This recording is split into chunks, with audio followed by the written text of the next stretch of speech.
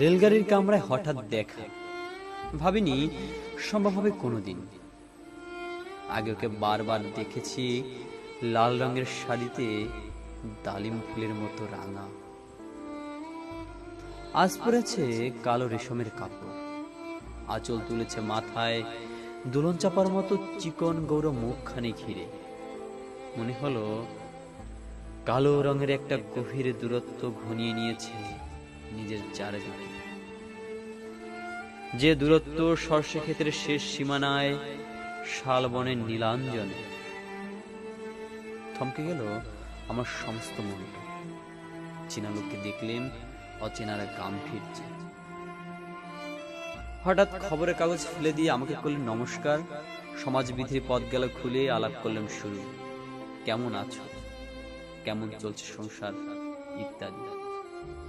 সে রইল জানালার বাইরের দিকে চেয়ে, যেন কাছের দিনের ছোঁয়া ছোঁয়া পার হওয়ার চাহনিতে। দিল অত্যন্ত ছোট দুটো একটা জবাব, কোনো ঠারবার দিলেই না। বুঝিয়ে দিলে হাতের অস্থিরতায় কেন এসব কথা, এর চেয়ে অনেক ভালো চুপ করে থাকা। আমি ছিলাম অন্য বেঞ্চিতে ওর সাথীদের সঙ্গে। এক সময় আঙুলের জানালে কাছে আসতে, মনে হলো কম সাহস নয়। বসলো মোরে এক বেঞ্চিতে।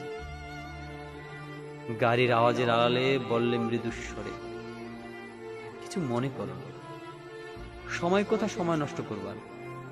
আমাকে নামতে হবে পরের স্টেশনেই, দূরে যাবে তুমি। তাই যে প্রশ্নের জবাব এতকাল থেমে আছে শুনবো তোমার মুখে। সত্য করে বলবে তো? আমি বললাম বলবো। বাইরের আকাশের দিকে তাকিয়ে শুধু হলো, আমাদের গেছে যে দিন একেবারেই কি গেছে, কিছুই কি নেই বাকি। একটু রইলাম চুপ করে, তারপর বললেন, রাতের সব তারাই আছে দিনের আলোর গভীরে। খটকা লাগে, কি জানি বানিয়ে বললেন নাকি। ও বললে থাক, এখন যাও ওদিকে। সবাই নেমে গেল পরের স্টেশনে, আমি চললাম।